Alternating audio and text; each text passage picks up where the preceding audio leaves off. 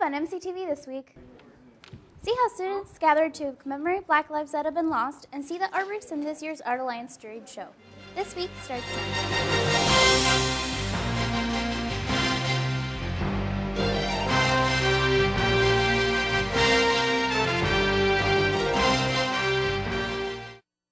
Hello and welcome to MCTV this week. For Jacob Marks, I'm Lily Guillen.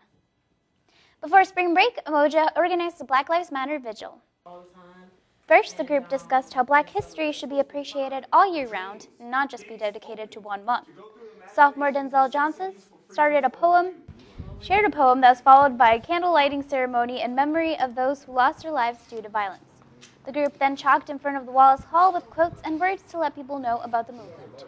So UMOJA just hosted a Black Lives Matter vigil for the beginning of March, so we can, show that Black History Month is every month, and we should all be proud of our Blackness, no matter the day. UMOJA is a student organization that promotes African American culture and takes its name from the Swahili word for unity. World Speech Day allowed students and faculty alike to utilize their voices last Wednesday. World Speech Day is about the celebration of public speaking and how voices can be used to change the world. President Wyatt, some members of the forensics team, and various artists showed up and formed excerpts from different works or original pieces. This year was World Speech Day was Thoughts for a Better World and was accompanied by the hashtag Unexpected Voices. I think this day is a great opportunity to celebrate what we study and the power of our symbolic system and what each individual can do to contribute to his or her own community by way of their voice. The event was hosted by the Senior Communications Capstone course, Freedom of Expression. Harlow Bloom, a professor that taught at MC for 40 years, returned to judge a whole new set of artworks. On Saturday, the Art Alliance hosted their second annual juried show. This year's juror was Harlow Bloom, and over 20 student artists submitted their work. Most of the artworks submitted made it into the show. See, the thing is, the juror actually didn't pick all the works to get in. There were some professionalism issues, so there was only 2 pieces that didn't get submitted, but everything else was professionally done, so there was no reason why he would vote it out. Before announcing the awards, Bloom went around the room and talked a bit about each work of art. The awards were given to each category and 3 Best of Show winners. First place Best of Show went to Krista Foyles. Second place Best of Show and Best of Drawing went to Ashley Carnes. Third place Best of Show and Best of Mixed Media went to Lily Guillen. Best of Sculpture went to Hayden Fulfer. Best of Ceramics went to Kendall Thompson. And Best of Painting to Shauna McLarence. Well, the piece that won was about delusion of control, which is when a person feels like their body or their emotions or their thoughts are being controlled by an outside force, such as the government or something like that. Senior Gabi General was mostly in charge of arranging the hanging of the show, and she shared some advice for the future handling of the Art Alliance juried show. For next year's show, if we can get the word out even sooner, that would be amazing. I mean, we were really fortunate with the caliber of work that we got this year, but we only had 5 days to put it together. So if we can get that, started a little sooner and have more prep time, that would be amazing. The senior art majors will have their first group exhibition starting on April 3rd in the Lenji Everett Gallery in Hughes Library. The sound of music filled the Scotland Yard last Thursday as students performed at the Coffeehouse. With coffee, tea, and cookies being served, roughly 30 students attended the event.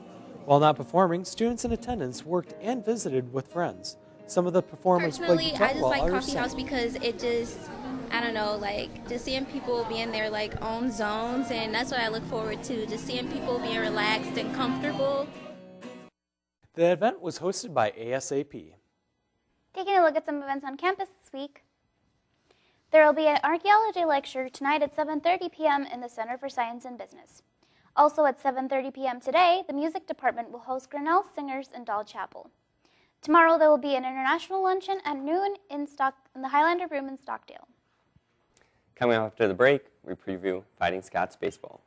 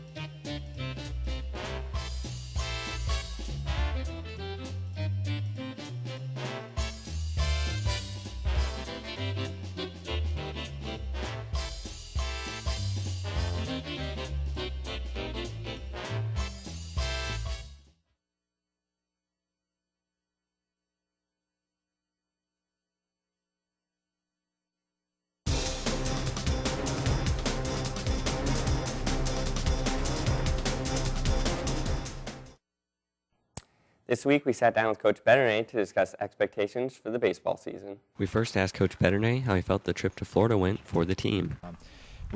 Played some really good teams and showed with what we had to offer late in games, and it was a learning experience for us.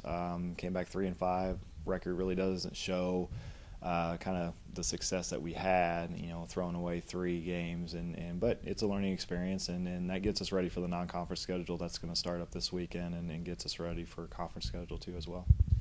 When asked about players who can make an impact, Coach Betourne had this to say. Yeah, I think freshmen, Connor Sharp, Tyler Olfig, I could go through a lot of them. Those are the first 2 that really come to mind. Jason DeSico, Mike Dato, all very good freshmen that are going to be a very big part in what we do this year. Some of the returners, of course, Austin Hardy, Ryan Sparks, Grant Myers. The McDonald twins will be back there too, and then some surprise guys. Asa Stevenson did really well in Florida as a pitcher, and kind of got him back healthy now. Last year was kind of more of his rehab stint, and now he's fully healthy. He's in great shape, and he's going to look pretty good, and that's a pleasant surprise for us this year. It's a mixture of youth and experience for the team this year, but Coach Betourne thinks it's a balance that can work well. Being a force in the conference is something that we want to do, and I think this is the year that we get back on the map and all that stuff. A heavy senior-loaded team and heavy freshman-loaded team, so it's kind of a good thing, and I think the freshmen are in kind of awe of that first game to kind of see what really college baseball is like. It's a little bit quicker, it's a little bit more passion and everything, so because, they're 18-year-olds facing and seeing grown men play, so it's a good experience for them, and the seniors are expected to lead and teach these guys, so that way when they move on, it's theirs to run with for the next 3-4 years.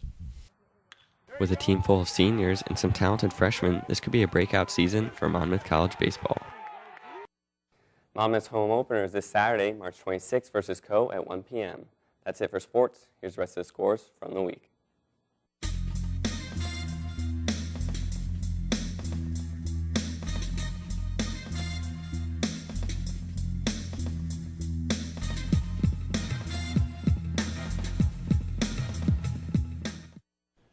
That's it for MCTV this week. I'm Tate Heupel. And I'm Jacob Marks. Be sure to tune in next week for another new edition of MCTV This Week. And I'm Lily Gann, and you can also watch us on the web by going to monmouthcollege.edu/MCTV.